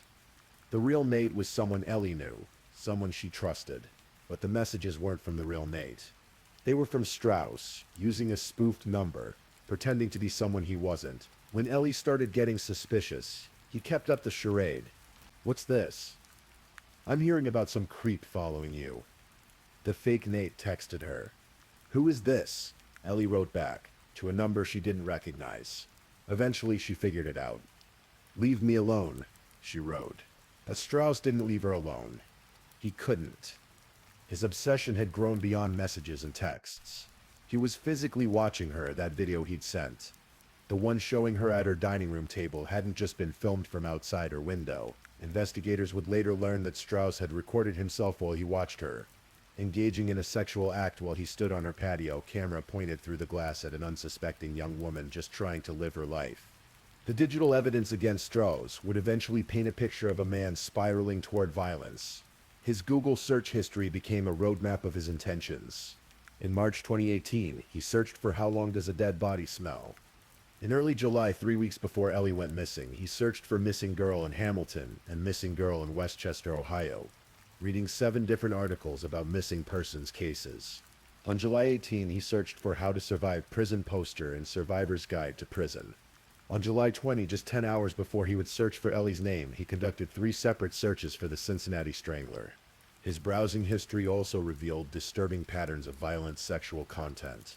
Searches for forced rape while jogging, teen forced porn, sleep assault, jogging women porn, the kind of material that suggests not just a sexual interest but a violent fantasy waiting to manifest. Strauss's obsession wasn't limited to Ellie, either. He had filmed women jogging in nearby Mason, Ohio. Police would later connect him to an attempted abduction of a jogger in Mason in January 2018, where a masked man had attacked a woman from behind. After that incident, Strauss had repeatedly searched for news articles about the case, monitoring whether police are closing in. But his primary focus remained on Ellie. He searched for her home address. He monitored her social media pages. He created accounts like Help Ellie on Snapchat, always watching, always finding new ways to insert himself into her digital world. All of this evidence was invisible to Ellie, to her family, to the police who were trying to help her. All they knew was that someone was harassing her, that she was scared, that the situation was escalating. But they didn't know who. They didn't know how close he was. They didn't know that time was running out. Sunday, July 29, 2018. Started like any other summer day in Westchester. Ellie was home, her mother out. Should have been an ordinary, unremarkable day. That evening, Ellie was texting with someone she believed was her friend Nate. She told Nate that she was home alone. It was a small detail, an innocent piece of information shared with what she thought was a trusted friend. But the person on the other end of that conversation wasn't her friend at all. It was Michael Strauss using his spoof app, still pretending, still waiting. That night, Ellie vanished. Nobody knows exactly what happened in those hours. Nobody knows how Strauss convinced her to come to his house on Bluffs Drive, or if he took her by force. But somehow, Ellie Wyke ended up in Michael Strauss's basement. What we do know comes from Strauss's own later confession, though even that is unreliable. Self-serving, calculated to make him seem less monstrous than he was. According to Strauss, Ellie had agreed to participate in filming what he called a torture porn video. He claimed he had a contact in Los Angeles who would pay him $5,000 to $10,000 for such content. He claimed it was consensual. He claimed it was an accident. None of that was true. According to investigators and court records, Strauss placed plastic wrap in a plastic bag over Ellie's head. She died of asphyxiation, suffocation in his basement. He would later claim that he filmed her death using a GoPro camera, watched the video, then deleted it and threw away the memory card. That video has never been recovered. After Ellie was dead, Strauss treated her body with what prosecutors would later describe as conduct that would outrage reasonable community sensibilities. He wrapped her nude body in a blanket. He bound her with duct tape, the plastic still covering her head, tape at the base securing it. He carried her body across the street from his house into a field on Milliken Road, barely 3,000 feet from where he lived. He buried her there, in the summer heat, surrounded by nothing but grass and sky and the knowledge that he had extinguished something bright and irreplaceable. Then he went home. He went back to his life, and he waited to see if anyone would notice. 3 days passed before anyone reported Ellie missing. 3 days of unanswered calls, unreturned messages, a silence that grew more deafening with each passing hour. On August 1, 2018, Tamara Week called the Westchester Police Department to report that her daughter was gone. The investigation began immediately. Police reached out to Ellie's friends, her family, anyone who might know where she was or what had happened. They collected phone records, traced her last known movements, followed every lead that came in, and they interviewed Michael Strauss, along with numerous other people connected to Ellie. But Strauss was careful. He had stopped using his spoof account the day Ellie disappeared. A sudden silence that in retrospect was its own kind of confession. He cooperated with police, gave them his story, maintained his innocence, and while investigators were beginning to build a case, Ellie's body lay in that field, undiscovered as summer turned the earth hard and the days stretched on without answers. Ellie's friends and family were frantic. They posted on social media, organized searches, held out hope that she might still be found alive. But as the days turned into weeks, hope became harder to hold on to. On August 24th, 2018, 26 days after Ellie was last seen, her body was finally discovered in that Liberty Township field. The Westchester police had received tips that led them to the location. Officers were the ones who found her, and in a moment that would become oddly meaningful to Ellie's family, a rainbow appeared in the sky above the field where her body lay, arching over the scene like a benediction, like a sign that somewhere, somehow, Ellie was at peace. Her remains were largely skeletonized. The Butler County coroner would list her cause of death as cannot be determined, though investigators knew from the evidence from the plastic and tape still binding her that she had died of asphyxiation. Dental records confirmed what everyone already feared. The body in the field was Ellen Christine White, just 23 years old, her life stolen from her in the cruelest way imaginable. The next morning at 4 a.m. on August 25, Westchester police arrested Michael Strauss and charged him with murder. Once police obtained search warrants for Strauss's digital life, the full scope of his obsession and planning became clear. The evidence was overwhelming, damning, a portrait of premeditation and predatory calculation. In Strauss's home, investigators found items that could only have come from Ellie, her driver's license. A necklace she used to wear, visible in photographs, a pink stone on a chain, and perhaps most disturbing, a small clump of her hair, stored carefully in a tin. Strauss would later call it a tribute, his word for this grotesque souvenir of murder. They found handcuffs still attached to Strauss's bed in the basement, the place where Ellie had died. DNA testing would later confirm that both Strauss's and Ellie's DNA were present on those handcuffs. They found mud-covered shoes, and they found his computers, his phones, his digital footprint. A trail of evidence that revealed exactly who Michael Strauss was and what he had been planning. The Google searches I mentioned earlier. How long does a dead body smell? How to survive prison? The Cincinnati Strangler, all came from an IP address registered to Strauss's residence. After Ellie's disappearance, he continued searching New York Strangler, how to delete photos off an iCloud account, how to get rid of poison ivy, likely from trekking through the field where he buried her body. And most tellingly, momentary lapse of judgment, as if he were already crafting a defense, already trying to frame what he'd done as an accident, a mistake. Anything less than the deliberate murder it was. They found the spoof texting apps on his devices, the fake accounts, the Help Ellie Snapchat profile. They traced his Facebook, Instagram, and email accounts, all of which pointed back to his harassment of Ellie. They uncovered the obscene photos he'd sent her through Facebook Messenger in February 2018, part of his campaign to terrorize her. Cell phone records showed that Strauss had obtained a new phone number shortly after Ellie went missing. Strangely, that number was never used to call or check on Ellie, unlike the flood of calls from her actual friends and family, desperately trying to reach her in those first days of her disappearance. Amazon records showed purchases that aligned with the evidence found at the scene and in his home.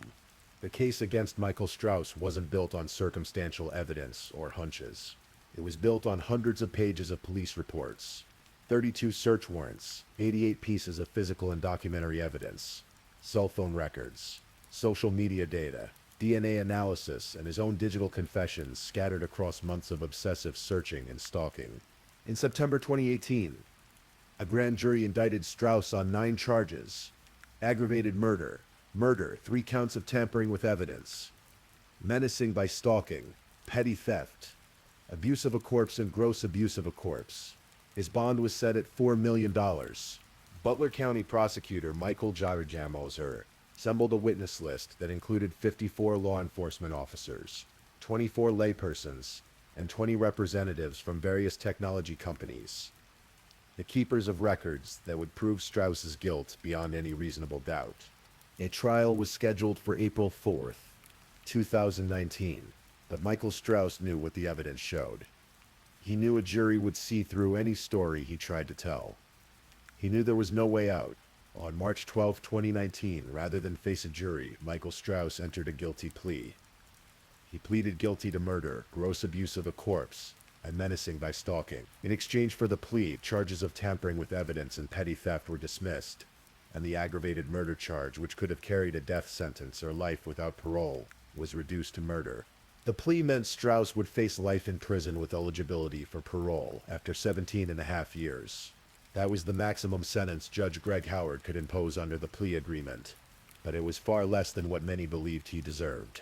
The lack of a definitive cause of death, despite the evidence of asphyxiation, gave the prosecution reason to accept the plea. It left wiggle room.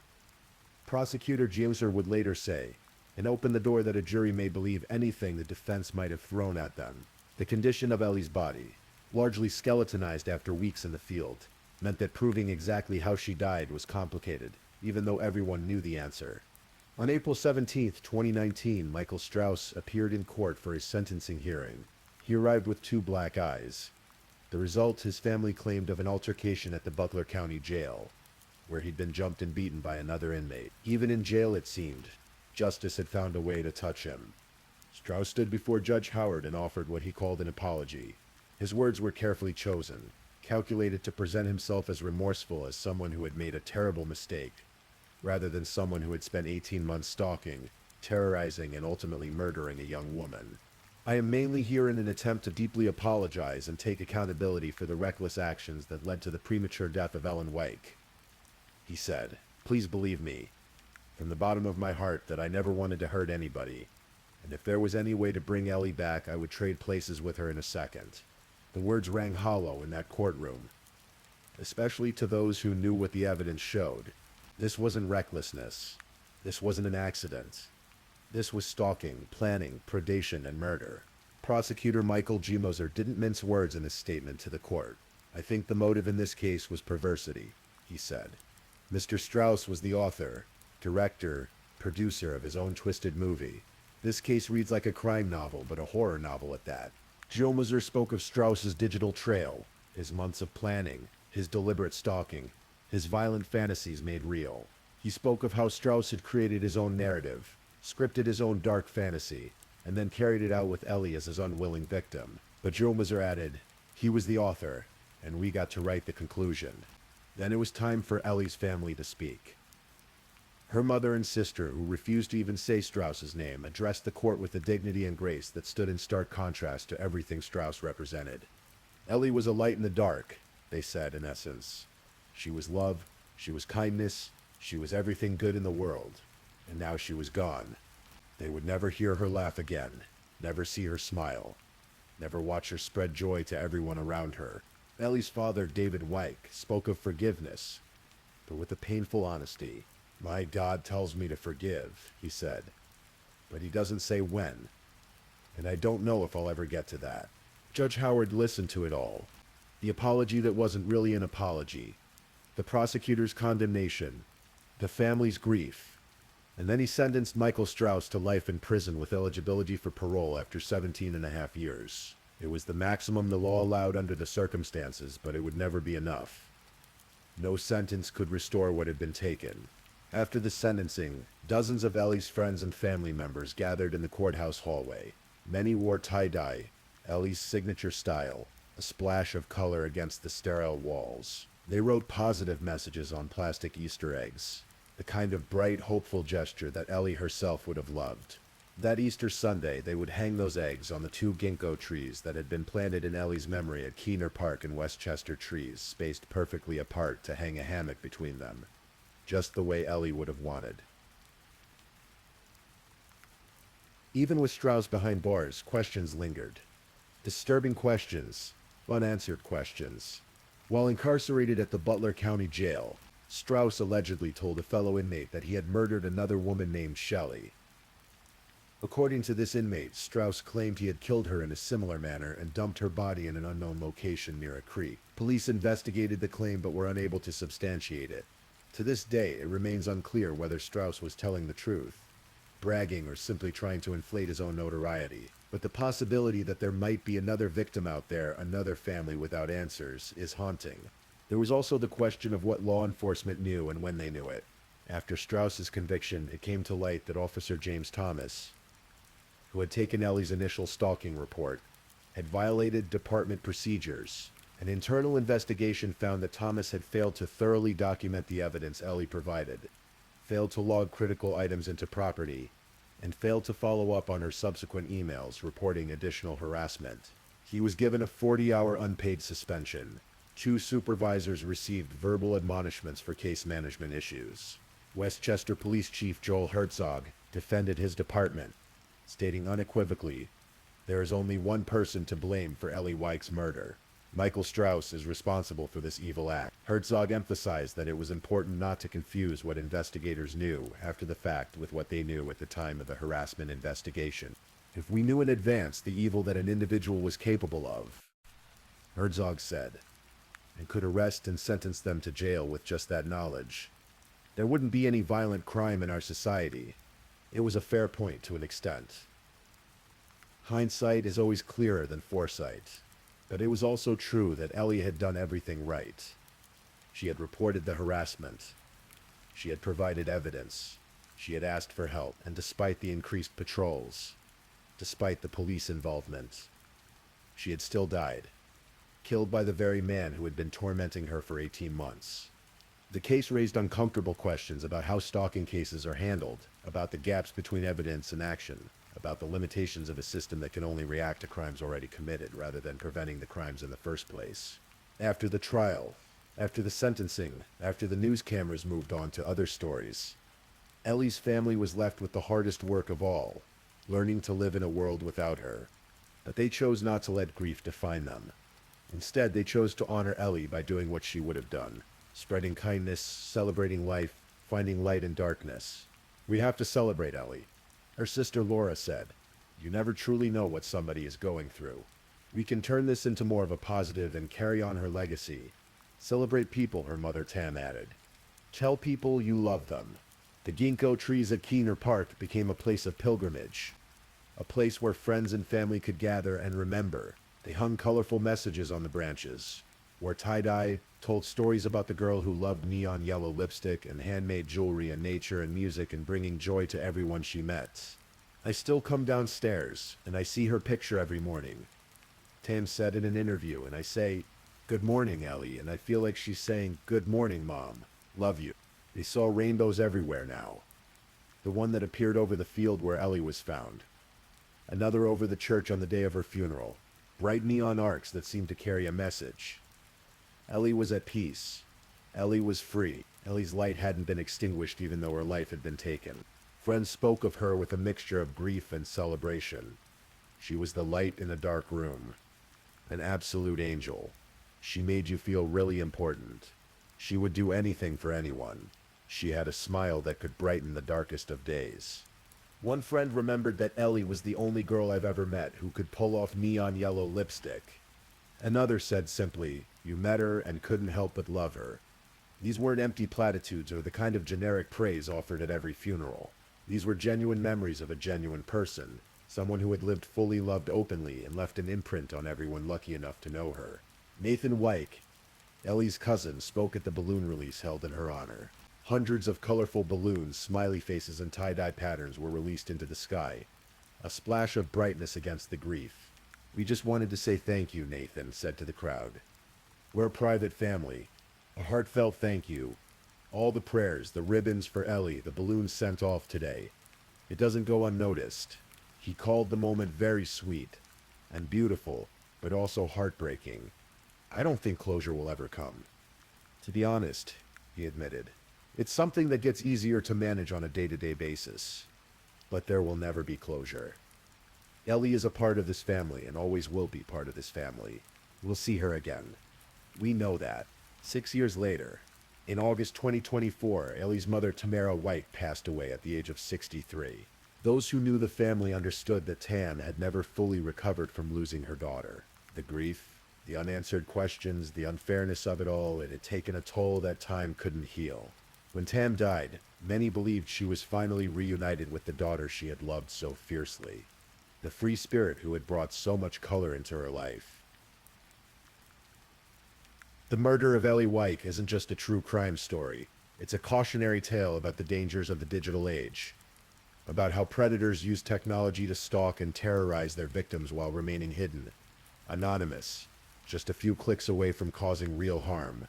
Strauss's digital trail, the spoof apps, the fake accounts, the Google searches, the social media monitoring represented a modern form of stalking that law enforcement is still learning to combat.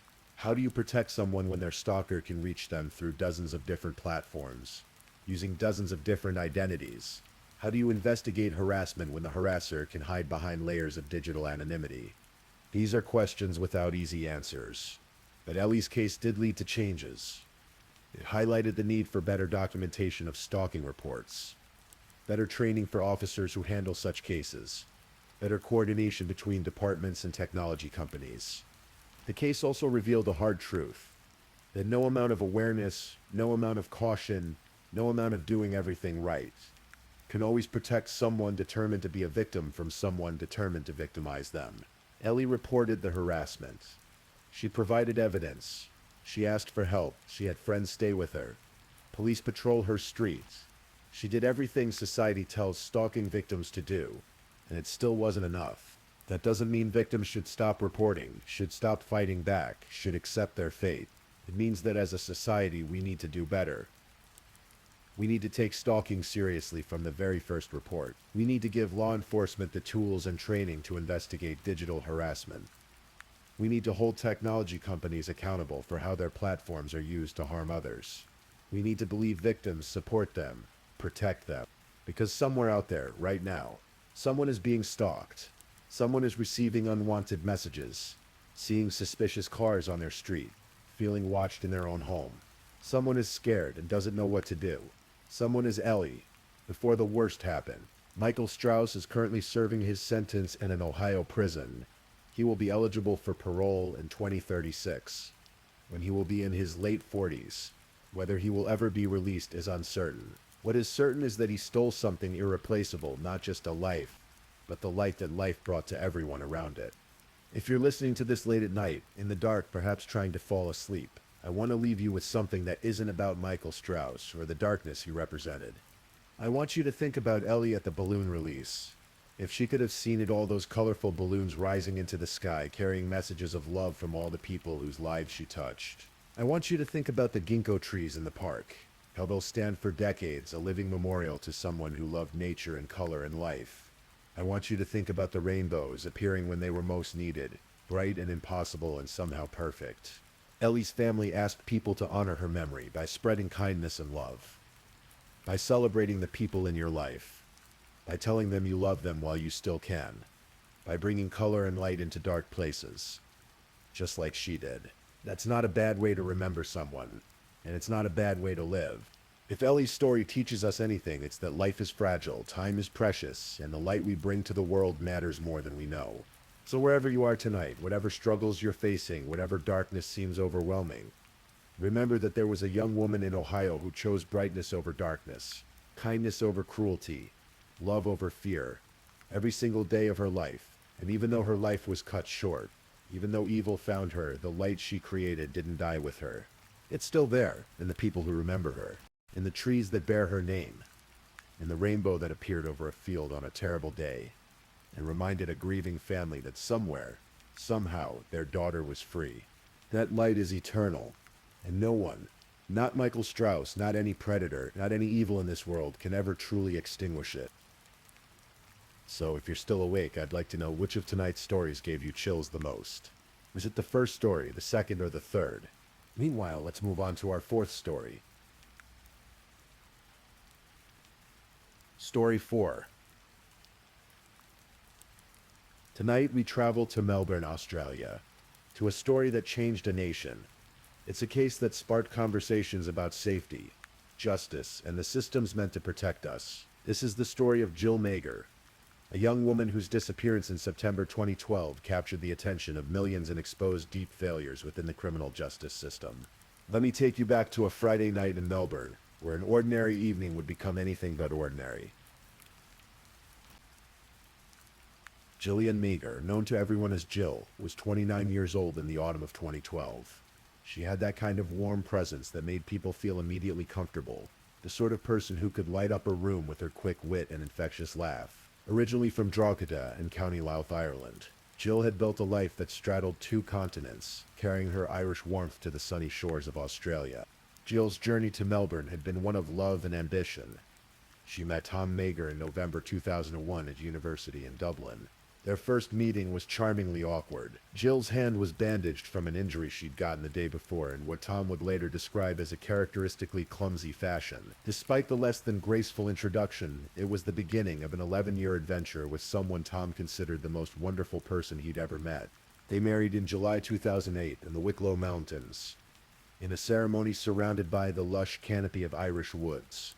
It was the kind of wedding where you could feel the love radiating from every corner, where promises felt eternal and the future stretched out bright and boundless before them. In 2009, Jill and Tom made the decision to move to Australia. It wasn't a random choice. Jill's parents, George and Edith McKeon, along with her brother Michael, had moved to Perth years earlier. The McKeon family had originally emigrated to Australia in 1990, when Jill was just 7 years old, seeking new opportunities. They'd returned to Ireland for a time, which is when Jill met Tom, but eventually went back to Australia. For Jill and Tom, Melbourne seemed like the perfect place to build their future, close enough to family, yet distinctly their own space. Jill found work at the Australian Broadcasting Corporation, the ABC, in their Melbourne radio division. She worked as a unit coordinator at ABC Radio Melbourne, an administrative role that sometimes allowed her to go on air. Her colleagues adored her. She was described as witty, intelligent, and great company, the kind of person who made the workday better just by being there. Brunswick, the inner Melbourne suburb where Jill and Tom settled, was the kind of neighborhood that felt both vibrant and homey. Sydney Road, its main thoroughfare, was lined with cafes, bars, boutique shops, and venues that came alive, especially on weekend nights. It was diverse, walkable, and felt safe. Young professionals like Jill and Tom were drawn to its energy and community feel.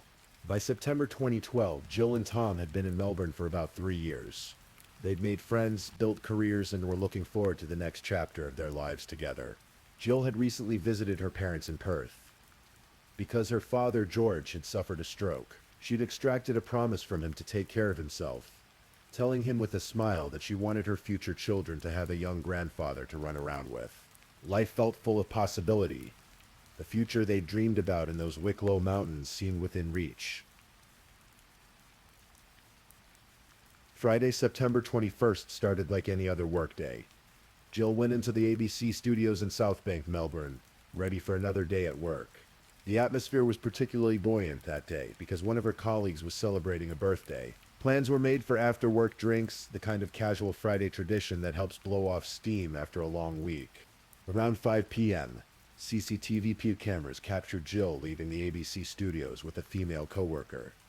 The footage shows two women walking together, engaged in conversation, heading toward what would be an evening of celebration.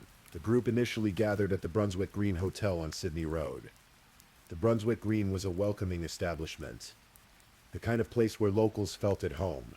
Warm lighting, friendly bartenders, good music. It was the perfect spot to start the evening. Jill and her coworkers settled in, ordering drinks, sharing stories about their week, and enjoying each other's company. As the evening progressed, some of the group decided to move to another venue. Around 1 a.m., Jill and one of her colleagues made their way to Bar Etiquette, also located on Sydney Road. Bar Etiquette was just a short walk away, another popular spot in Brunswick's nightlife scene. They stayed for one last drink, extending the evening just a little longer. At approximately 1:30 a.m., as Bar Etiquette was preparing to close, Jill decided it was time to head home. Her colleague offered to walk with her, a gesture of friendship and safety, but Jill declined. It was a 5-minute walk, she said, maybe even less. Her flat was just 400 meters away on Sydney Road itself. It seemed perfectly reasonable to walk alone. What happened next would be pieced together from CCTV footage, phone records, and eventually a confession. As Jill began her walk home, heading north along the western side of Sydney Road, she was captured on various security cameras. At around 1:42 a.m., she made a phone call to her brother Michael, who lived in Perth. They spoke briefly about their father's health, checking in on how George was recovering from his stroke. The call lasted about 2 minutes, ending somewhere around 1:45 a.m. What Jill didn't know, couldn't have known, was that she was being watched. CCTV footage from the Duchess Boutique, a bridal shop on Sydney Road near Hope Street, would later reveal critical details. At 1:38 a.m., a man in a blue hooded sweatshirt was captured walking past the shop. He appeared again 4 minutes later, at 1:42 a.m. This time, he was seen speaking with Jill Mager on the street. The footage shows Jill holding her mobile phone, perhaps having just finished her call with her brother. The man approaches her. They appear to exchange words. At one point, Jill brandishes her phone at him, a gesture that might have indicated discomfort or a polite attempt to indicate she was busy. This was the last time Jill Mager was captured on camera alive. Back at their flat in Brunswick, Tom Mager woke up sometime before 4 a.m. The space beside him was empty. Jill wasn't home. At first, there might have been a rational explanation. Perhaps she decided to stay at a friend's place. Maybe she'd gotten a ride and forgotten a text. But as Tom fully woke up, a sense of unease crept in. This wasn't like Jill. She would have called. She would have let him know. Tom tried calling her phone. It rang for a while, then went to voicemail. He tried again. Same result. He called some of her friends who'd been out that night. They hadn't seen her since she left Bar Etiquette. Tom got dressed and went outside. He walked the streets near their home, looking for any sign of Jill. His eyes scanned the sidewalks, peered into doorways, searched for her familiar figure. But there was nothing. Just the empty streets of early morning Brunswick. By around 6 a.m. on Saturday, September 22nd, Tom made the call to Victoria Police. His wife was missing. Jill Mager hadn't come home, and no one knew where she was. Initially, the case was classified as a missing person investigation. Police began their standard procedures, asking questions, checking with friends and family, trying to establish a timeline. They spoke with Tom, conducting what they called routine questioning. It's standard practice in missing person cases to speak extensively with spouses or partners. Tom cooperated fully, and police were able to eliminate him as a suspect relatively quickly. On Sunday, September 23rd, something remarkable began to happen. At 12:30 p.m., a Facebook group called Help Us Find Jill Mager was created. What started as a simple appeal to the public quickly became something unprecedented. Within hours, the page had thousands of followers. By Monday, that number had grown to tens of thousands. People from all over Melbourne, all over Australia, and eventually around the world, joined the group. They shared the page, posted messages of hope, offered theories, and most importantly, kept Jill's face in the public consciousness. The hashtags Jill Mager and Jill Mager began trending on Twitter across Australia. Jill's colleagues at the ABC used their media connections to spread the word. Traditional news outlets picked up the story. Missing person posters appeared throughout Brunswick and beyond. There was something about Jill's case that captured public attention in a way that was both inspiring and heartbreaking. Perhaps it was the circumstances. A young woman simply walking home, doing something countless people do every night without incident. Perhaps it was Jill herself, whose warmth and vitality came through in every photograph. Or perhaps it was the growing sense that something terrible had happened and that time was running out. By Tuesday, September 25th, the Facebook page had reached 90,000 followers. It would eventually surpass 100,000. The response was, in the words of one commentator, unprecedented outside of natural disasters in Australia. Police, meanwhile, were conducting their investigation with increasing urgency. They searched the area around Jill and Tom's flat, removing some possessions including their car for testing. They combed through hours of CCTV footage from businesses along Sydney Road and surrounding streets. They traced Jill's movements from the ABC studios to Brunswick Green, to Bar Etiquette, and then to the point where she began walking home. On Monday, September 24th, police made a discovery. Jill's handbag was found in a landway near Hope Street, close to where she and Tom lived.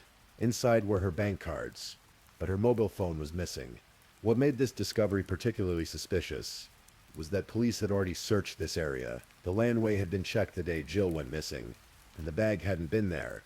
It appeared to have been planted, perhaps by someone trying to mislead the investigation. The discovery of the handbag shifted the investigation. What had been a missing person case with hope for a safe return was increasingly looking like something more sinister. The term foul play began appearing in police statements and media reports. On Tuesday afternoon, September 25th, a shop owner in Brunswick came forward with something crucial. The owner of the Duchess Boutique, a bridal shop on Sydney Road, had reviewed their security footage and found something significant. The camera, positioned inside the shop, but with a view of the street through the front windows, had captured Jill walking past. More importantly, it had captured her interaction with a man in a blue hooded sweatshirt. When Victoria police received this footage and reviewed it, they knew they had a breakthrough. On Wednesday, September 26th, Victoria police made the decision to release the CCTV footage to the public. It was a calculated move, one that could potentially generate crucial leads, but also risked compromising the investigation if not handled carefully. The footage showed several people walking on Sydney Road in the early hours of that Saturday morning. Police specifically highlighted 6 individuals they wanted to speak with. People who might have seen something important, but one person in particular drew intense focus. The man in the blue hoodie. The video clearly showed this man walking past the Duchess Boutique, then returning and speaking with Jill. Detective Inspector John Potter, who was leading the investigation, told the media they were very interested in talking to this person. He urged anyone who was in the Sydney Road area in the early hours of Saturday morning to come forward. The release of the footage had an immediate impact. It was viewed millions of times across social media platforms. People scrutinized every frame, shared it across their networks, and discussed what they saw. Within hours, phone calls began flooding into Crime Stoppers. The Victoria Police Homicide Squad had taken over the case on September 24th. By the time the CCTV footage was released, they had already devoted enormous resources to finding Jill. Officers were working around the clock, reviewing footage, following up leads, and coordinating with the public response. What happened next moved with surprising speed. Using the CCTV footage, investigators were able to track the man's movements. They reviewed footage from other cameras in the area, creating a timeline of his route that night. They also had another crucial piece of evidence: mobile phone data. Investigators had been monitoring Jill's phone activity. Her phone had continued to ping cell towers after she disappeared, giving a rough indication of its location. What they discovered was chilling. Jill's phone had traveled along the Tullamarine Freeway toward Jesborne, an area about 50 kilometers north of Brunswick. The phone made this journey, but it never returned. When investigators identified the man in the blue hoodie, they requested his phone records as well. What they found was a perfect correlation. His phone had traveled the exact same path as Jill's phone, out toward Jesborne. But unlike Jill's phone, his phone made the return journey. The man in the blue hoodie was Adrian Ernest Bailey, a 41-year-old resident of Coburg, another Melbourne suburb not far from Brunswick. When investigators pulled his background, what they discovered was deeply disturbing. At approximately 2:30 p.m. on Thursday, September 27th, police arrived at Bailey's address in Coburg and placed him under arrest. They brought him in for questioning, and what followed was an interrogation that would last for hours. Initially, Bailey was evasive, offering various explanations for his presence on Sydney Road that night. But as investigators presented him with evidence, the CCTV footage, the phone data, witness statements, his story began to fall apart. And sometime during that long interrogation, Adrian Bailey broke down. He admitted what he had done. Bailey told investigators that he had encountered Jill on Sydney Road. He approached her as she walked home. According to his confession, he made advances toward her. When Jill rejected him, stepping back and slapping him across the face, something inside Bailey snapped. He grabbed Jill and dragged her from Sydney Road into a landway off Hope Street. This landway was just meters from the main road, yet isolated enough that no one saw what happened next. There in that dark alley, Adrian Bailey raped Jill Mager. During the assault, Jill told him to stop. She said she would report him to the police. Perhaps she hoped that threat would make him release her. Perhaps she was simply trying to survive, to say anything that might end the nightmare. But instead of letting her go, Bailey made a decision. He strangled Jill with his hands until she stopped breathing.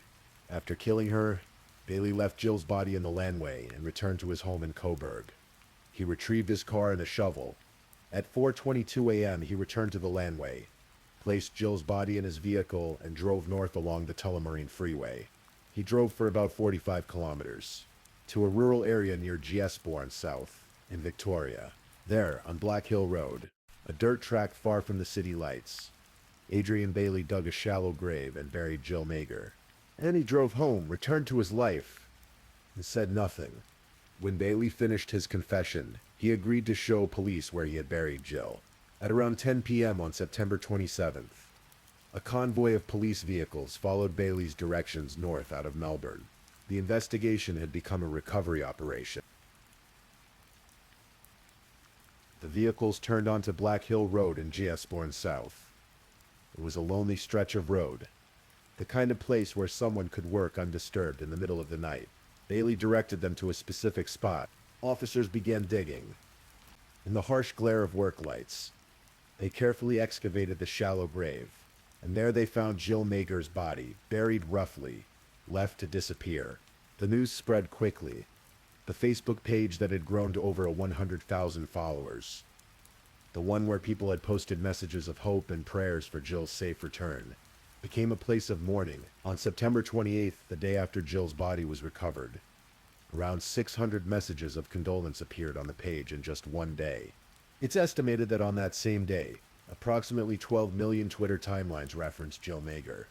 The hashtag Jill Mager was everywhere. People who had never met Jill, who lived thousands of miles away, felt the weight of her loss. Tom Mager released a statement through Jill's family. It was brief, devastated, and dignified. They thanked the public for their support, acknowledged the role that social media had played in reaching a conclusion, though not the one anyone had hoped for. They asked for privacy as they planned to grieve. Dr. Matthew Lynch, a forensic pathologist, conducted the post-mortem examination on Jill's body. The cause of death was confirmed as strangulation. On September 30th, 2 days after Jill's body was discovered, something extraordinary happened. A photographer named Philip Werner organized a peace march in Jill's memory. The route would follow Sydney Road in Brunswick, the very path Jill had walked her last night alive. Werner and the organizers expected a few hundred people, perhaps 1,000. What actually happened stunned everyone. Approximately 30,000 people turned out to walk in Jill's memory.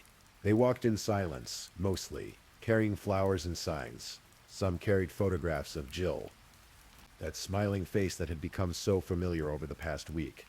The march wasn't just about Jill. It became a broader statement about violence against women, about the right to walk home safely, about the responsibilities of a society to protect its most vulnerable. Jill's mother, Edith McKeon, publicly thanked the Melbourne community for their support. It was a moment of collective grief and collective determination that something had to change. On October 4th, 2012, Jill's funeral was held at Faulkner Memorial Park in Melbourne. Her family asked that the public respect their privacy during the service. And cremation, it was attended by family, close friends, and colleagues who had loved Jill deeply. Adrian Ernest Bailey was charged with rape and murder. He would face court, but the full horror of who he was had yet to be revealed. As the investigation into Adrian Bailey continued, a deeply troubling picture emerged. This wasn't a random act by someone who had simply lost control in a moment of anger. Adrian Bailey was a serial rapist with a history stretching back over 2 decades. Bailey was born Adrian Edwards and had legally changed his name about 15 years before he killed Jill. His first known rape occurred when he was just 18 years old, in 1990. His wife was 3 to 4 months pregnant with their first child when Bailey raped a 16-year-old girl in his home. He detained her against her will, attempted to rape her, and then completed the assault. He was charged and released on bail. Within a year, he had raped 2 more women. In 1991, he was convicted of these attacks and sentenced to 5 years in prison. He served only 2 years. Upon his release in 1993, Bailey didn't rehabilitate. Instead, between September 2000 and March 2001, he embarked on a horrifying spree of attacks against sex workers in the Bayside suburbs of Elwood and St. Kilda in Melbourne. His method was calculated and cruel. Bailey would approach women working as prostitutes, offer them money and invite them into his car. But instead of driving to a usual location, he would drive to a landway behind shops on Kendall Street in Elwood. He would park his vehicle close to a wall or fence, positioning it so the passenger door couldn't open. The women were trapped. What followed were attacks of systematic brutality. He used threats and violence to force his victims into sexual acts. Judge Tony Duckett, who presided over Bailey's 2002 trial for these crimes, said that Bailey's conduct went far beyond mere sexual gratification. He wanted to demean his victims. He had, the judge said, a long-term need to attack, sexually assault, and humiliate young women whom he didn't know. The judge noted that when Bailey's victims pleaded, when they cried in pain, when tears rolled down their faces, his response was to force them into further sexual acts. He was sentenced to 11 years in prison with a non-parole period of 8 years for 16 counts of rape against 5 women. Bailey served 7 years. On March 17, 2010, he was released on parole. Almost immediately, he reoffended. In August 2011, Bailey was in Geelong, a city southwest of Melbourne, for a night out. Outside a cafe at around 1:30 a.m., he approached a 20-year-old man and began abusing him verbally. Then, without warning, Bailey punched the man in the face with such force that he broke his jaw and knocked him unconscious. It was what Australians call a king hit, a coward punch that left the victim with serious injuries. When police arrested Bailey for this assault, he told them he remembered being in an altercation but was too drunk to recall punching the man. In February 2012, he appeared in Geelong Magistrates Court and was sentenced to 3 months imprisonment for the assault. But here's where the system failed, catastrophically. Bailey appealed the sentence. While his appeal was pending, he was released on bail. This meant his parole was not revoked. He should have been back in prison immediately for breaching his parole conditions with this violent assault, but because the appeal process was ongoing, he remained free. He was on both parole and bail when he encountered Jill Mager on Sydney Road in September 2012. But the horror didn't end with what he'd already done. As the investigation continued, more victims came forward. In 2000, Bailey had raped an 18-year-old sex worker in St. Kilda. Disturbingly, this victim had been reading a pamphlet about dangerous men to watch out for immediately before Bailey attacked her. She told him she couldn't believe how many bad people are out there. Bailey's response was chilling. He told her he was one of those bad guys. In 2012, just months before he killed Jill, Bailey raped a Dutch backpacker. During this assault, when the victim struck out with her legs and cracked his car windscreen, Bailey told her he could keep her for ages, and no one would know she was missing. He raped another woman in Elwood in 2012, just 2 months before he murdered Jill Mager. When these cases eventually came to trial, Adrian Bailey was found guilty of more than 20 rape convictions in total. The span of his offending was 23 years, 11 of which he'd spent in prison. Yet somehow he'd been free to attack and kill Jill Mager. Even Bailey's own mother, Susan Bailey, would later break her silence to say she had warned authorities multiple times that her son was dangerous. She claimed she'd gone to his parole officer, 2 offices of the justice system, telling them she had concerns. "Nobody listened to me," she said. "Nobody." On April 5, 2013, Adrian Ernest Bailey appeared in the Victorian Supreme Court and pleaded guilty to the rape and murder of Jill Mager.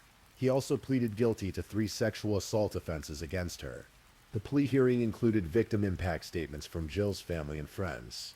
These statements painted a picture of the devastation Bailey had caused, the lives he had shattered. George McKeon, Jill's father, broke down as he delivered his statement.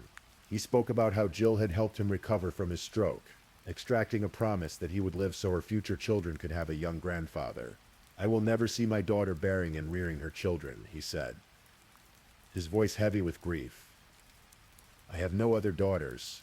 My wife will never have a maternal grandchild, and that bond between her and her daughter has ended." Then, looking toward Bailey, George McKeon said in a forceful voice, "It is not okay to rape and murder my child." Jill's mother, Edith, was too ill to attend court from her home in Perth, but her written statement was read aloud. She wrote that her life had stopped on September 22, 2012. She felt battered and bruised as a mother, never whole again without her daughter. She had been given a life sentence. Tom Mager's statement was read by a lawyer. He described feeling like half a human being, shattered to the core by Jill's death. He spoke about missing the dream of having a family with Jill, about her wit and unquenchable love of life, though he didn't refer to Bailey by name. Tom said he'd been shocked by how deeply depraved and disgusting human beings can be. Tom told the court about the pain of not being able to tell Jill he loved her in her final moments, about knowing those moments were terrifying and painful. "The knowledge that with her final walk she had crossed paths with evil haunts me every day," he said. During the police interrogation after he'd confessed, Bailey had told detectives he shouldn't have been let out of prison. "I should be in jail anyway, he'd said. "I shouldn't have been let out last time, simple. And I say that in the hope someone hears that and they don't ever let me out again. How many chances does a person need?" On June 19, 2013, Justice Jeffrey Nettle sentenced Adrian Bailey to life imprisonment with a non-parole period of 35 years. In his sentencing remarks, Justice Nettle said, "As your criminal record reveals, you are a recidivist violent sexual offender. In terms of moral culpability, Your killing of the deceased ranks among the worst kinds conceivable. The judge noted that Bailey had a long-term need to attack, sexually assault, and humiliate young women he didn't know. He said that nothing short of life imprisonment would suffice. But this wasn't the end of Bailey's crimes coming to light. In July 2014, Bailey faced 3 more jury trials for rapes he had committed. These trials revealed the 2000 attack on the sex worker, the 2012 attack on the Dutch backpacker, and another 2012 rape. In all 3 trials, the jury convicted Bailey of all offenses. On May 28, 2015, a county court judge sentenced Bailey to an additional 18 years imprisonment for these offenses and fixed a new non-parole period of 43 years. However, in July 2016, the Victorian Court of Appeal overturned one of the convictions, the 2000 case, due to issues with identification evidence, and reduced his non-parole period to 40 years. This means Adrian Bailey would be eligible for parole in 2055 when he would be 84 years old. Most observers believe he will die in prison. The public response to Jill Mager's murder wasn't just about grief. It was about anger. Anger at a system that had so clearly failed to protect her. Dennis Napthan, who was Premier of Victoria at the time, commented in June 2013, "There is no doubt the system failed Jill Mager. Under the changes we've already introduced, the offender would have been back in jail, not on the streets."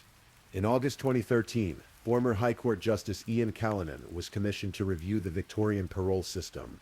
His report recommended 23 changes to how parole was administered. By late June 2013, there had already been a substantial tightening of Victoria's parole laws, changes that came about as a direct result of cases like Jill's. Under the new laws, if parole is breached, penalties of up to 3 months imprisonment and fines of up to $4,200 could result. Police could now formally take action if a parolee breached parole, and violent offenders would automatically go back to jail if the breach was a serious one. Coroner Ian Gray later conducted an investigation into the circumstances surrounding Jill's death. His findings were damning. He stated that Jill's death had been preventable. A more rigorous, risk-averse approach by Community Correctional Services and the Adult Parole Board would have led to a cancellation of Bailey's parole. The approach taken is difficult to understand. It did not bring dangerous and high-risk parolees immediately to account. The failures were multiple and systemic. Bailey had breached his parole conditions with the violent assault in Geelong in 2011. He should have been recalled to prison immediately, but because he appealed the sentence and was granted bail during that appeal, he remained free. The bureaucracy of the appeal process prevented the parole board from acting decisively. There were also questions about why Bailey's DNA, obtained after a sexual assault in 2001, wasn't on the Victoria Police DNA database. The management of DNA evidence in databases came under scrutiny. Perhaps most troublingly, Bailey had been assessed as high risk throughout his time on parole. Reports indicated he had faked his way through sex offender rehabilitation programs. His own mother had warned authorities he was dangerous, yet he remained on the streets. The phrase signal crime was used to describe Jill's case. It was a crime that signaled something larger about society, about the gaps in protection, about the need for systematic change. In academic papers and public discourse, Jill's murder became a case study in what happens when multiple points of failure align catastrophically. Tom Mager left Melbourne in August 2013 and returned to Cadintelly, Ireland. The city where he and Jill had built their life together had become unbearable. He needed to be closer to his roots, to find a way to process what had happened. In the years following Jill's death, Tom became an advocate, particularly focused on men's role in ending violence against women. In April 2014, he wrote a powerful essay called "The Danger of the Monster Myth" for the White Ribbon Organization.